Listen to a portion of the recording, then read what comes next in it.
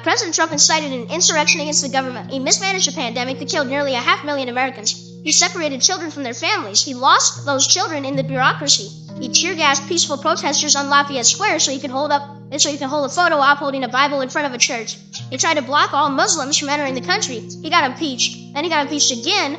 He had the worst jobs record of any president in modern history. He pressured Ukraine to dig dirt on Joe Biden. He fired the FBI director for investigating his ties to Russia. He bragged about firing the FBI director on television. He took Vladimir Putin's word over the U.S. intelligence community. He diverted military funding from military families, to build his wall. He caused the longest government shutdown in U.S. history. He called Black Lives Matter a symbol of hate.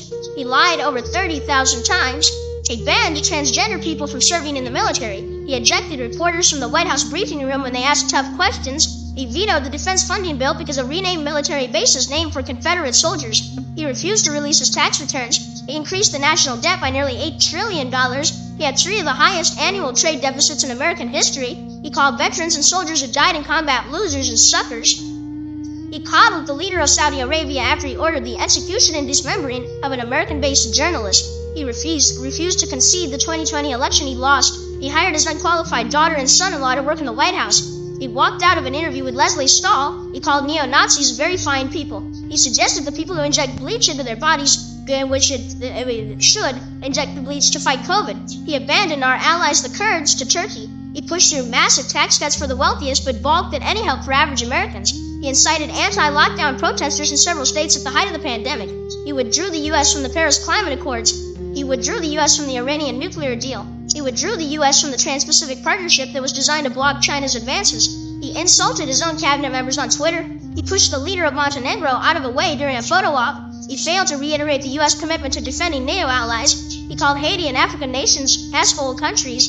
He called the city of Baltimore the worst in the nation. He claimed that he single-handedly brought back the phrase Merry Christmas, even though it hadn't gone anywhere. He forced his cabinet members to praise him publicly like some cult leader. He believed he should be awarded the Nobel Peace Prize. He berated and belittled his hand-picked attorney general. When he recused himself from the Russia probe, he suggested the U.S. should buy Greenland. He colluded with Mitch McConnell to push through federal judges and 2 Supreme Court justices after supporting efforts to prevent his predecessor from appointing judges. He repeatedly called media the enemies of the people, echoing Joseph Stalin. He claimed that if we tested fewer people for COVID, we'd have fewer cases. He violated the Emoluments Clause.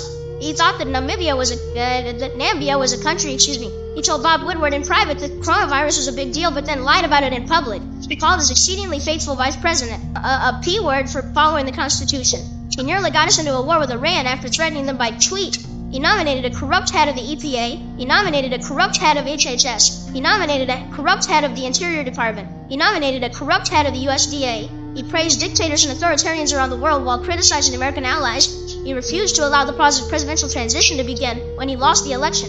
He insulted war hero John McCain even after his death. He spent an obscene amount of time playing golf after criticizing Barack Obama for playing far less golf. He falsely claimed that he won the 2016 popular vote when he lost by 3 million. He called the Muslim Arab London a stump. He falsely claimed that he turned down being Times Man of the Year. He considered firing Special Counsel Robert Mueller on several occasions. He mocked wearing face masks to guard against transmitting COVID, leading to hundreds of thousands of deaths. He locked Congress out of its constitutional duty to confirm cabinet members by appointing acting ones. He used a racist dog whistle by calling COVID the China virus. He hired and associated with numerous shady figures that were eventually convicted of federal offenses, including his own campaign manager and his own national security advisor. He pardoned several of his shady associates. He gave the Presidential Medal of Freedom to 2 congressmen who amplified his bat-crazy conspiracy theories. He got into a telephone fight with the leader of Australia. He had a Secretary of State who called him a moron. He forced his press secretary to claim without merit that he had the largest inauguration crowd in history. He botched the COVID vaccine rollout. He tweeted so much dangerous propaganda that Twitter eventually banned him. He charged the Secret Service jacked up rates at his properties. He constantly interrupted Joe Biden in his first presidential debate. He claimed that COVID would magically disappear. He called a U.S. Senator Pocahontas a racist slur. He used his Twitter account to blast Nordstrom when it stopped selling Ivanka's merchandise. He opened up millions of pristine federal lands to development and drilling. He got into a losing tariff war with China that cost U.S. taxpayers to bail out farmers. He claimed that his losing tariff war was a win for the U.S. He ignored or even didn't take part in daily intelligence briefings. He blew off honoring American war debt in France because it was raining. He redesigned Air Force One to look like the Trump shuttle. He got played by Kim Jong-un and his love letters. He threatened to go after social media companies in clear violation of the Constitution. He botched the response to Hurricane Maria in Puerto Rico. He threw paper towels at Puerto Ricans when he finally visited them. He pressured the governor and Secretary of State of Georgia to find him votes. He thought that the Virgin Islands had a president. He drew on a map with a Sharpie to justify his inaccurate tweet that Alabama was threatened by a hurricane. He allowed White House staff to use personal email accounts for official business after blasting Hillary Clinton for doing the same thing. He rolled back regulations that protected the public from mercury and asbestos. He pushed regulators to waste time studying snake oil remedies for COVID.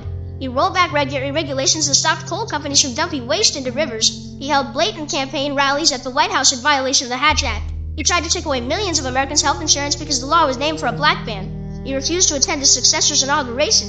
He nominated the worst education secretary in history. He threatened judges who wouldn't do what he wanted. He attacked Dr. Anthony Fauci. He promised that Mexico would pay for a wall. It didn't. He allowed political hacks to overrule government scientists on major reports on climate change. He straddled navigating a ramp after claiming his opponent was feeble. He called an African-American congresswoman low IQ. Threatened to withhold federal aid from cities and states with Democratic leaders. He went ahead with rallies filled with maskless supporters in the middle of a pandemic. He claimed that legitimate investigations of his wrongdoing were witch hunts. He seemed to demonstrate a belief that there were airports during the American Revolution. He demanded total loyalty from the FBI director. He praised a conspiracy theory the Democrats were satanic pedophiles. He completely gutted the Voice of America. He placed a political hack in charge of the Postal Service. He claimed without evidence that the Obama administration bugged the Trump Tower.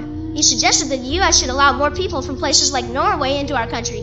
He suggested that COVID wasn't that bad because he recovered with the help of top government doctors and treatments not available to the public.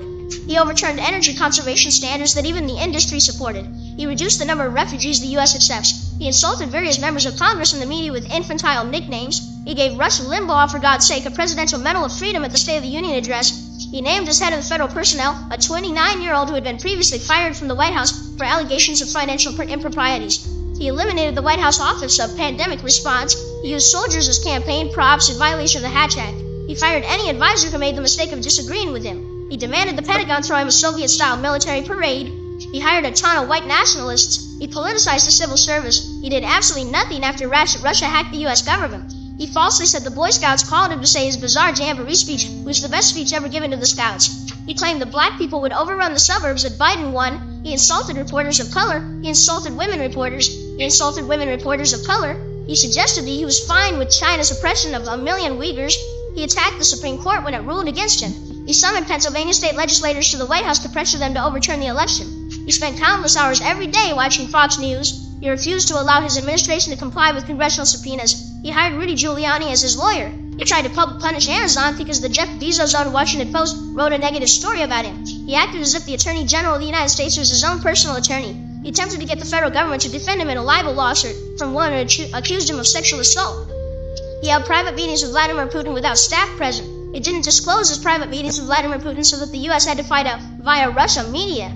He stopped holding press conferences for months at a time. He ordered U.S. companies to leave China even though he has no such power. He led a political party that couldn't even be bothered to draft a policy platform. He claimed preposterously that Article 2 of the Constitution gave him absolute power. He tried to pressure the UK to hold the British Open at his golf course. He suggested that the government could nuke hurricanes. He suggested that wind turbines caused cancer. He said he had a special aptitude for science. He fired the head of election cybersecurity after that man said that the 2020 election was secure. He blurted out classified information to Russian officials. He tried to force the G7 to hold their meeting at his failing golf resort in Florida. He fired the acting attorney general when she refused to go along with his unconstitutional Muslim travel ban. He hired Stephen Miller. He openly discussed national security issues in the dining room at Mar-a-Lago where everyone could hear them. He interfered with plans to relocate the FBI because a new development there might compete with his hotel. He abandoned Iraqi refugees who helped the U.S. during the war. He tried to get Russia back into the G7. He held a COVID super spreader event at the Rose Garden. He seemed to believe that Frederick Douglass is still alive. He lost 60 election fraud cases in court, including before judges he had nominated. He falsely claimed the factories were reopening when they weren't. He shamelessly exploited terror attacks in Europe to justify his anti-immigrant policies. He still hasn't come up with a healthcare plan. He still hasn't come up with an infrastructure plan. Forced Secret Service agents to drive him around Walter Reed while contagious with COVID. Told the Proud Boys to stand by and stand back. Screwed up the census, who drew the U.S. from the World Health Organization in the middle of a pandemic. And this is only the beginning of the list.